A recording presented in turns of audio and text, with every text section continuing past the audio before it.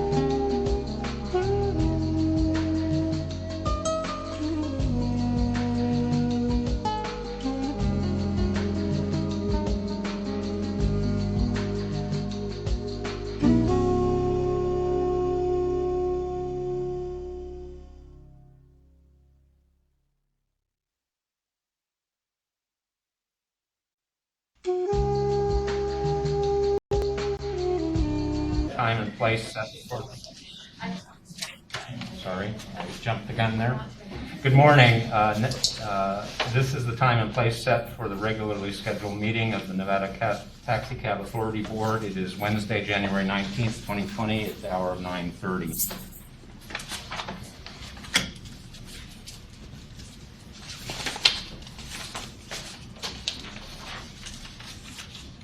The record will reflect that we have the presence of a quorum of the board. Member Thompson is participating by telephone. I don't know if Member Rodriguez has joined us yet. Yes, good morning. I'm on here. Good. So we have Member Thompson and Member Rodriguez by telephone, Member Soderberg, and Member Decker, which I will get to in a moment, and myself, the chairman, so we have a full board. I'd like to ask our newest appointee, Member Decker, to lead us in the Pledge of Allegiance. He was appointed effective January 1st by the government. I pledge allegiance to the flag of the United States of America and to the republic for which it stands, one nation, under God, indivisible, with liberty and justice for all. Secretary Moran, are we in compliance with the posting requirements of the Nevada Open Meeting Law? Yes. Thank you. Our second agenda item this morning is public comment. This is a time set aside for members of the public to provide comments and information that they believe would be useful to the board. No action may be taken on these, and we ask that any member of the public providing that comment limit their time to 3 minutes. Does any member of the public wish to make comment to the board? Seeing none, we will close public comment and move to agenda item 3. Item 3 is set for a staff report on the status of proceedings in the application of Independent Cab Company, LLC. In your role as interim administrator, Member Decker, do you have that report? Mr. Ricker would come up. Great. So we'll have Mr. Ricker, staff counsel, give a staff report. Good morning, David Rickard, Administrative Attorney for the agency, for the record. Since the July order of the board, there have been 2 pre-hearing conferences that were held in this matter. One was in August with an order forthcoming on September 7th of last year, as well as a pre-hearing conference that took place in December 22nd with an order coming out on December 23rd. This has been a process of refinement regarding discovery depositions. A hearing before this board, the full application hearing, had been set for January 5th, 2022 by the hearing officer originally. And just to clarify, Mr. Cassidy was the hearing officer of both of those pre-hearing conferences last year. The original hearing date had been set for January 5th. Ms. Cassidy, at the December 22nd pre-hearing conference, continued that and returned the power to set the application hearing to the full board. There were a few, I would term them mostly housekeeping matters that were mentioned in the December 23rd order from Mr. Cassidy regarding some disclosures, a deposition that my understanding was delayed due to illness. But I think it's fair to say this is a process of refinement at this point. So I think at this time it's really up to the board to set, with the power that they have, to set the application hearing. My belief is that it would be at least 2 days. And I'm free to take any questions, but I think that's about where it's at. Any members of the board have questions? I have a couple. Sir. My reading of the last pretrial order was that there was some discovery to be completed, some, at least a deposition, some amendments to previous answers to interrogatories or other paper discovery. There was the elimination of a intervener for failure to comply with previous orders. Is it your sense, Attorney Ricker, that that discovery should be done by now, or is it? Do you have any idea if it's done or not? I know there had been some delays on a couple different couple different parties. Actually, a discussion I had yesterday indicated, as I mentioned, regarding the deposition. Beyond that, though, I'm sorry, I'm not clear. I think parties would be better able to speak to that. And just for the board's information, my read of the order is that it could, from December 23rd, is that it could still be appealed by under the normal 30-day limit. I have no idea if there's any intent to do so. Just want to bring that up, that it's still within that time The frame. 30-day appeal period. Yes, It sir. doesn't run until January 23rd or so, 24th. Yes, sir. Oh, yeah, that would be 23rd. Okay. Any other questions of members of the board? My inclination with bringing it back to the board, my inclination is to set this matter, but to do so in March. And I do that just to make sure that if there's any outstanding discovery, it gets done. And if they can't get it done by then, they'll have to come back to us and demonstrate why that's not capable of being, or why it was not capable of being completed. And our regularly scheduled meeting is on the 16th of March. And we have the availability of using the 17th and the 18th of March in this room. So we could hold a regularly scheduled meeting on the 16th, and then that afternoon commence the hearing, go a half day, and then have the next 2 days to complete the hearing. And so that's my thought. But I would like to know if that works for other members of the board who may have a affinity for not working on St. Patrick's Day or otherwise. Member Soderberg, what is that? Are you looking? I'm looking, and that is wide open. I'm wide open on as well. Member Thompson? Thompson is available then too. Thank you. Member Rodriguez? Yes, I'm available. Thank you. I would entertain a motion then to set this matter commencing 1 p.m. on March 16th and continuing to the 17th and 18th, if somebody's inclined to make that motion. So moved. Second. Have a motion and a second. Although, is there any further discussion? Hearing none, all those in favor signify by saying aye. Aye. Aye. Aye. Any opposition? Can we call upon you, Mr. Ricker, to prepare an order? Yes, sir. And one thing I did want to mention that I apologize I failed to bring up, there is provision in the pre-hearing conference order, the last one, that there would be an additional pre-hearing conference approximately 2 weeks before. So I will let Mr. Cassidy know what was decided here today. In that connection, correct me if I'm wrong, either the Deputy Attorney General or Mr. Ricker, I believe under the rules I act as presiding officer in such hearings. Yes, sir, unless you designate somebody else, that is my understanding. So as the presiding officer, I would like to suggest to Mr. Cassidy that that pre-hearing would be most efficiently, would be appreciated if at that pre-hearing, for the efficiency of the board, that he set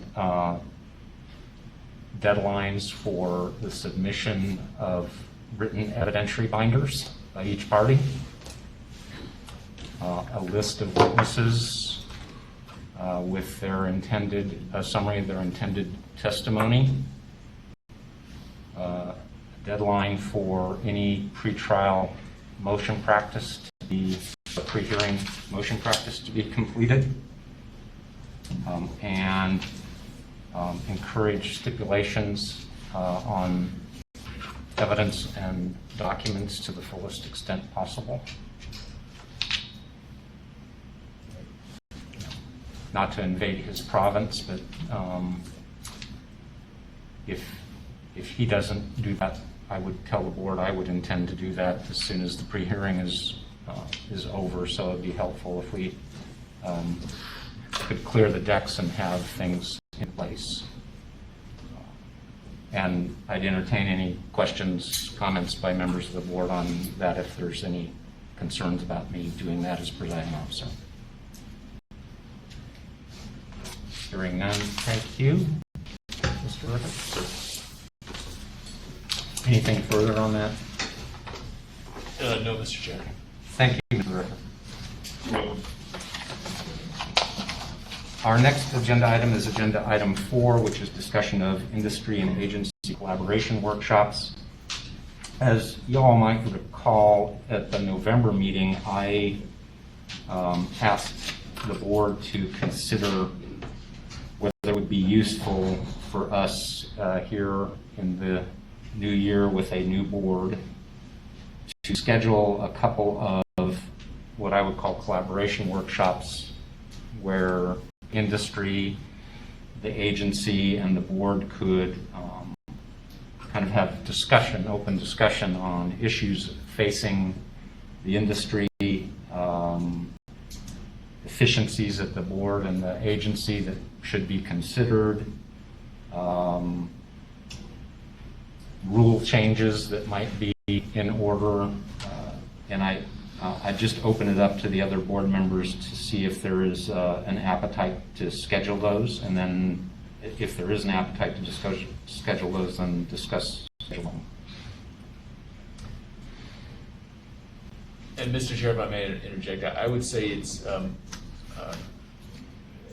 the administrator. It's much easier for the agency to conduct workshops with the board than with industry than the board, because then we get into open meeting law and having actual board meetings or board workshops. Traditionally, the agency has interacted with industry in discussing potential rulemaking changes, issues that might be brought up, and then the agency would report those to the board. So I would offer that the agency is happy to conduct the workshops without the board's involvement, however formally, and then report to the board and have industry report to the board if that's your preference. Either way, the agency can accommodate whatever the board is looking for. Thoughts, Member Slideworth? I have no thoughts on that at all. Does the process seem helpful or not? I think the process is helpful. I always worry about the open meeting law, Right. because the interpretation of that always seems to be a moving target. But at the end of the day, you have to set something up. You can't have the discussion until you do it, so let's move forward and set it up. If I may, Mr. Chairman, typically there may be one or two board members there. As long as there's not a quorum, then we won't have an open meeting law issue. But it can be run fully by the agency directly, or one or maybe two board members can be present as long as there's not a quorum. Okay. Member Thompson, Vice Chairman, your thoughts?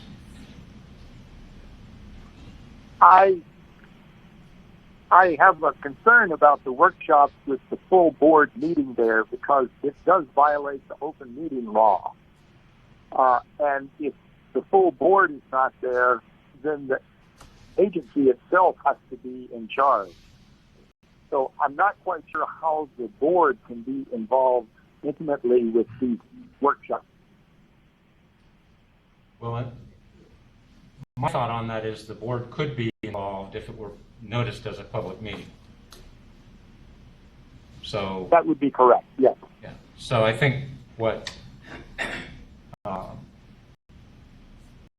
Member Decker is pointing out as administrator is that if we want to avoid the cumbersome process of the open meeting law, we could do so by delegating this to the staff and having them conduct it, and as indicated, at least two of us could be sitting in those proceedings, and we can draw straws among us as to how that would occur. Okay. Member Rodriguez, your thoughts first on whether this is useful, and two, whether you'd like to do it in a full board meeting or delegate to staff.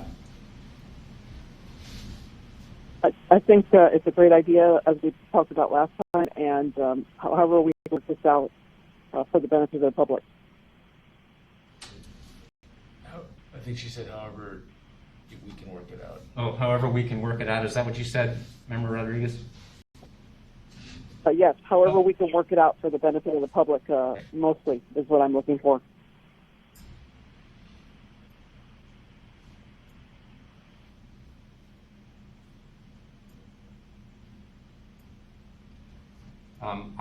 I'm just going to open it up if there's any member of the industry or the public that want to comment on this concept.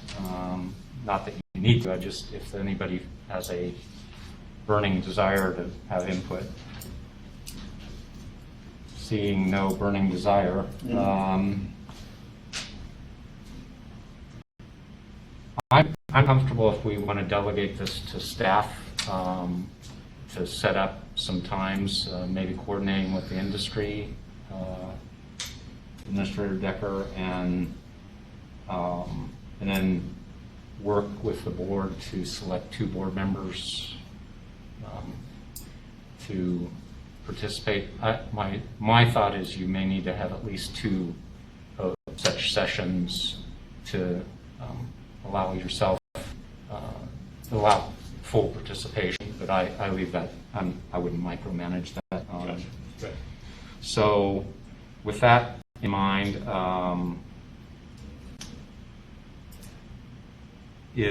could I have a motion to delegate to the staff the arrangement of these collaboration workshops?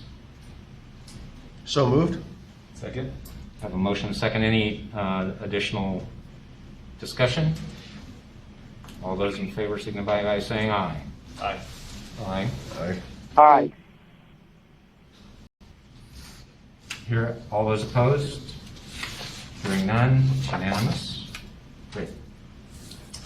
Mr. Chairman, this is Member Thompson. We have had these workshops a number of times in the past, and one or two members occurred. But the problem I saw was that the information from the workshop, or the detailed information, didn't get to the full board. So we need to work out how we're going to do that. And that might not be straightforward. So, Member Thompson, my thought on that, which we'll leave for the staff to tell us it's not plausible or not, is that we would ask for it to be recorded in some way,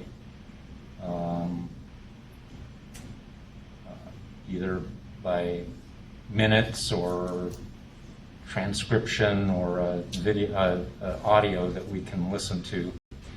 I will say this. My thought on that is that there will be at least two board members, hopefully at each of those or at one or more of those sessions, and they will be able to report to the other board members what they heard, and if there's some omission by staff, not that staff would necessarily omit on purpose, but they might just gloss over something that got the attention of a board member. So I share that same concern, but I also think that concern is outweighed by the being more nimble than the open meeting law might allow us to be. I also think a full public meeting of the board doing this potentially could get us down a rabbit hole under the open meeting law, under 241. So I will say, the last workshop I remember was directed by the board to discuss downtown zone rates. And the workshop was very short because the industry essentially said it's not broken, don't try to fix it. And then there was a chorus of dittos from the after the initial response, and so that was all there was literally to report back to the board. So it might have seemed like there was information left out, but it was actually that brief. So. great. Anything else on this agenda item before we move on to agenda item 5? Hearing none. On agenda item 5 is on the agenda for receipt of industry discussion about the industry and comments from the industry about what's going on with them. If there's any report from the staff, we'll take that first, and then if there's not, we'll open it up to the industry. I will report that in response to a request from the board for information in the last meeting, that we tallied the active permit holders. There's currently 3,709.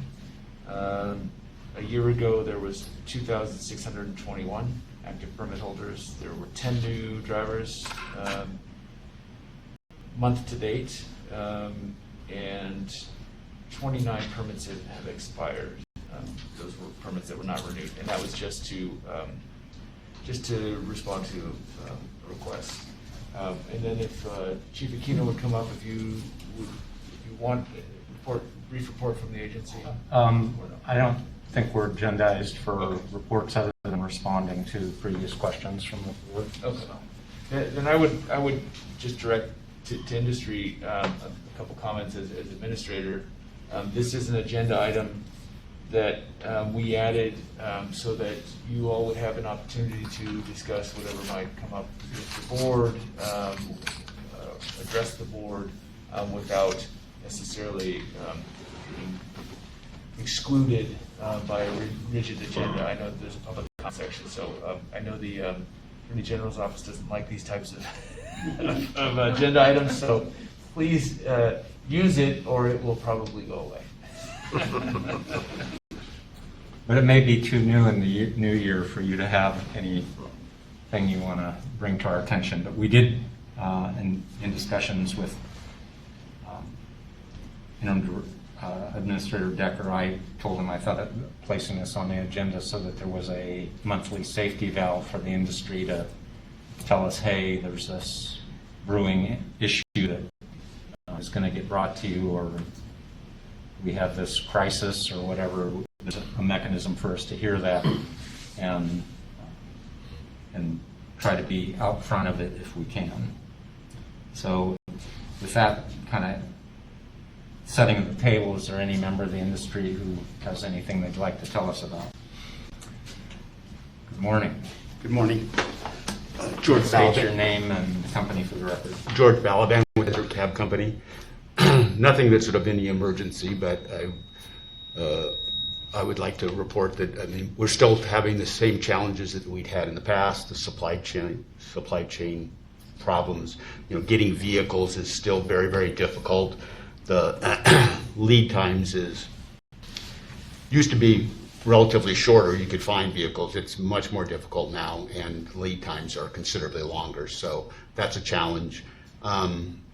We also noticed that since, at least in my business, that from the time that the COVID started, the amount of employees that have called out sick dramatically increased in the last several weeks. I mean, we would have it now and then in the past, but a lot happened with the Omicron. So again, luckily it's mild. The people are missing, days a week of work and they're back, but we did not experience that before, what we're experiencing right now. The last thing would be is that you all know CES was relatively a bust. The week after CES is historically kind of slow. It's been very slow after CES. So those are, again, challenges. I don't expect them to be long term, but it was noticeable that the first part of January is usually very good for us. Then there's a little lull. We'll see what happens with the Super Bowl and the things that are coming, but because March Madness, all those things historically have been good for us, but I guess we're only gonna we'll see. So, but short of that, everything seems to be slowly plugging along. Great, thank you very much. Anybody else? I'll observe that the queue at the airport yesterday at noon was pretty healthy. Anybody else like to comment on agenda item 5? Seeing none, that takes us to agenda item 6, which is public comment. This matter is placed on the agenda for the board to receive comments from the general public of issues or matters that should be brought to our attention. We cannot take action. We ask any member of the public who's going to comment to try to curtail their time to 3 minutes. Entertain any public comment at this time? Yes, please come forward. Hi, good morning. Good morning. Would you state your name? Sure, for the record. Sure. Ramath Hashmi with the airport, landside operations.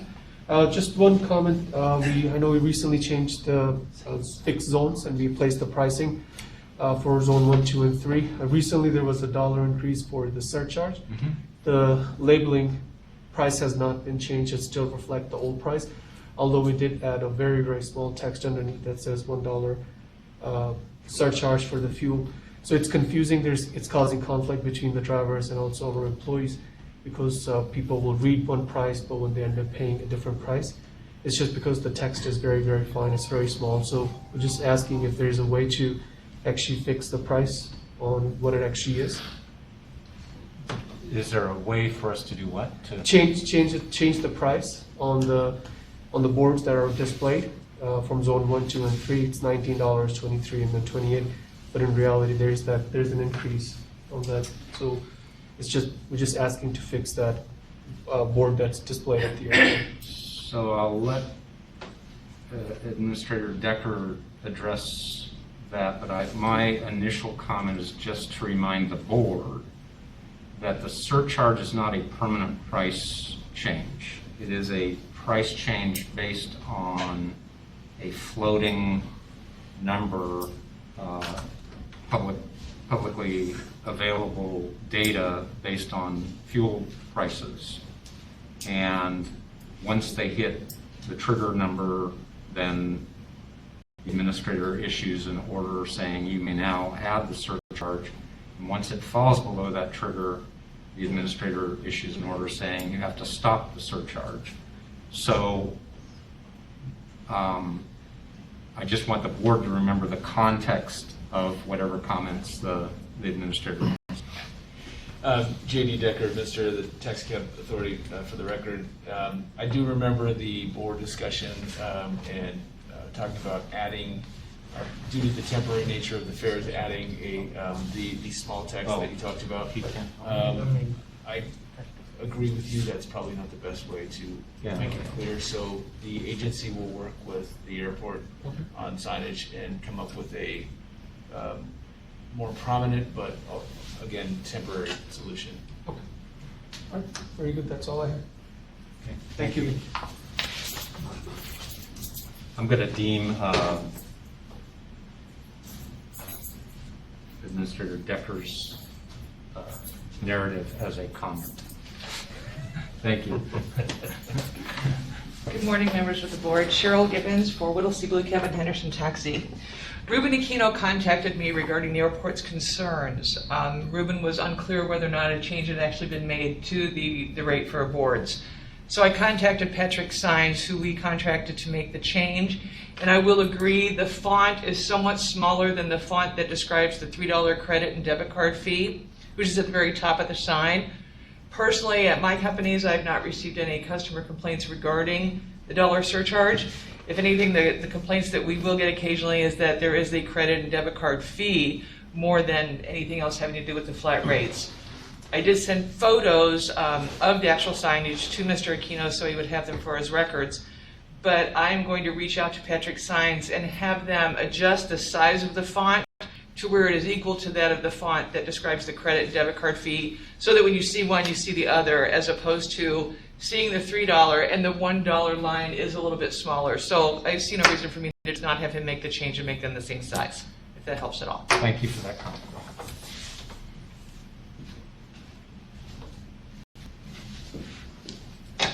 Hi, Desiree Dante, Lucky in Western Cab. In regards to the zone, I noticed on the TA website that the map that's posted is still the very first map that was used.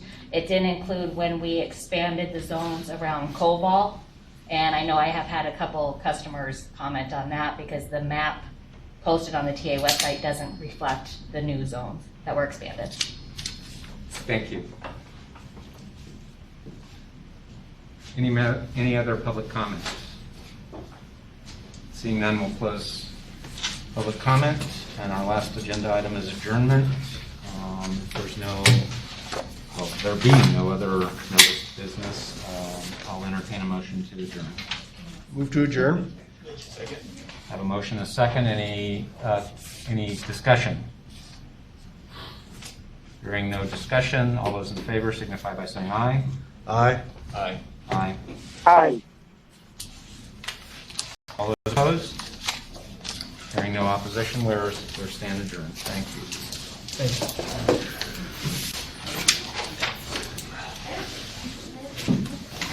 So, where are we? Where are you? Where am I?